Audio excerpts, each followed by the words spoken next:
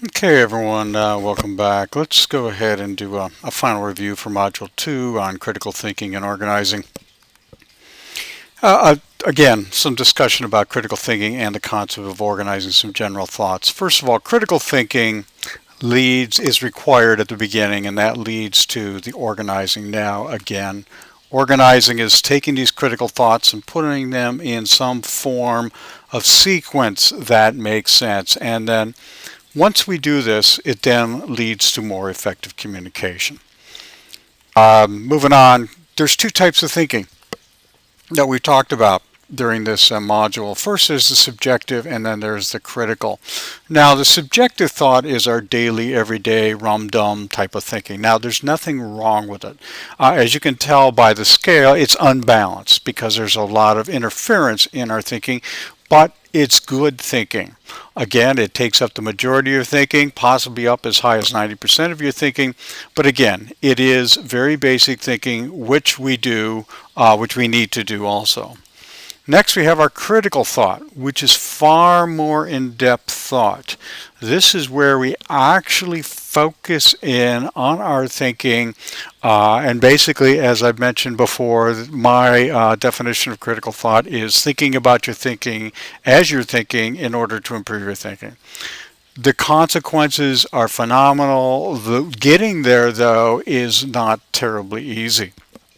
Now, why do we need critical thought? Now, if you've had psychology, you've seen the Maslow's hierarchy of needs. Well, the survival stuff is at the very bottom of the pyramid. That is the basic stuff we do, and generally the easy stuff that we do. As we move up the pyramid, up to self-actualization, it becomes more difficult, as you can see the scale. Easy stuff up to the harder stuff. Not only does it take more time as you move up, it takes more energy and it takes more thought. Subjective thought at the survival level, and as you move up the scale, it requires more critical thinking. So let's talk about this thing, critical thinking. Again, it is very clear and it is very rational.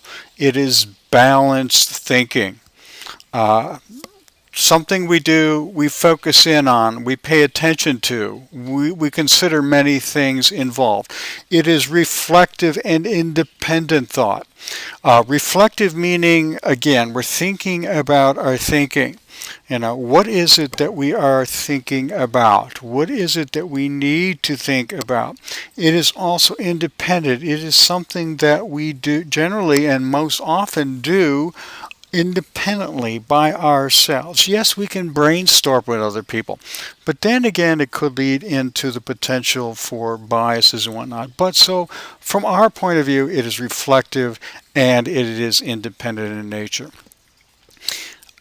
In the process of critical thinking, we must focus in on the elimination of biases, prejudice, and emotion. Again, these are difficult things to eliminate. These are things that make us who we are. They come from many forms. Culture is extremely involved in this, particularly in the biases and the prejudice.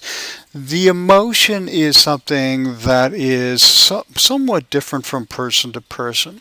But again, these all interfere with our critical thought.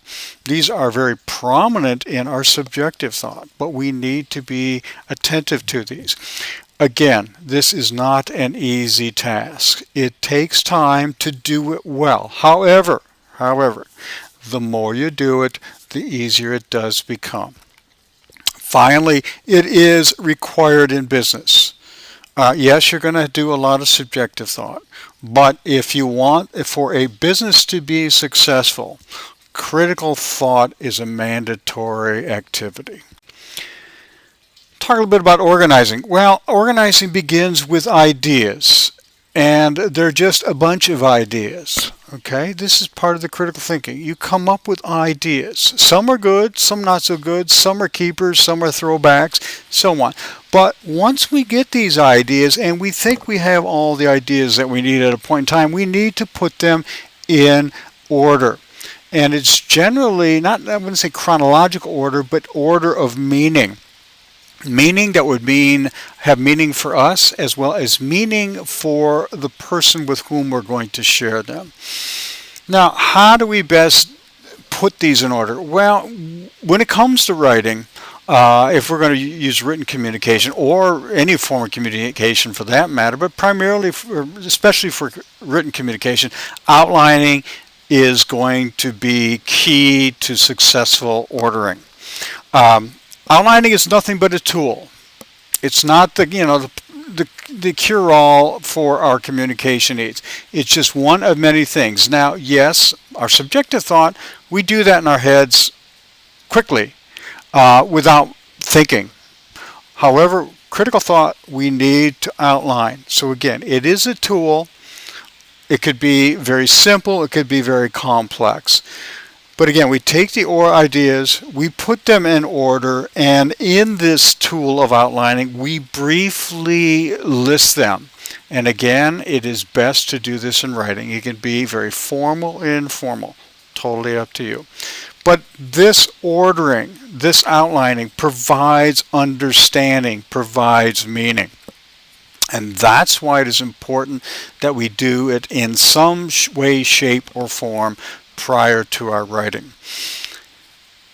It doesn't seem like it would be time efficient, but it certainly is. And the more complex the communication is, the more the possibilities for error in presenting of information, ideas. Now, if we actually spent some time and ordered our thoughts in some form of outline, as we develop the communication, there is significantly less likelihood that there will be missed, out of place, out of sequenced, ordered information that we are relaying.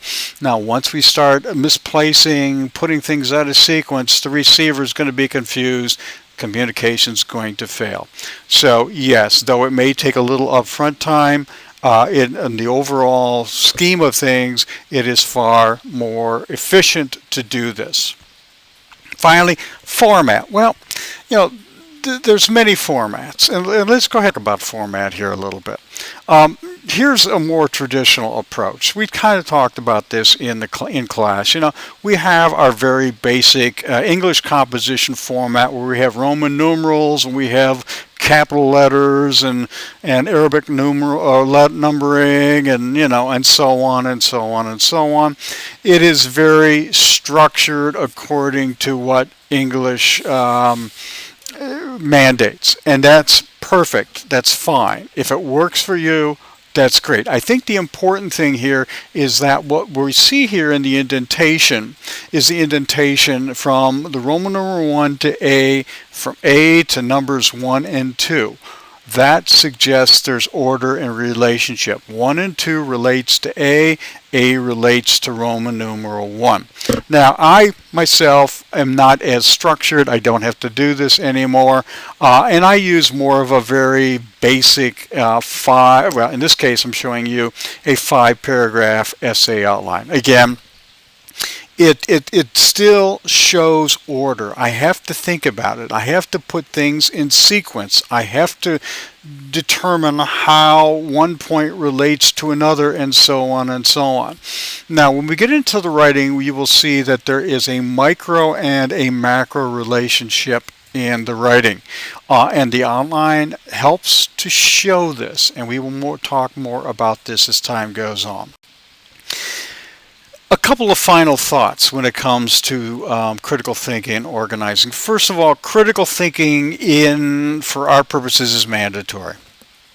If we want to be successful, primarily in our business life, or in some cases our lives, we need to be able to develop an effective means of critical thought.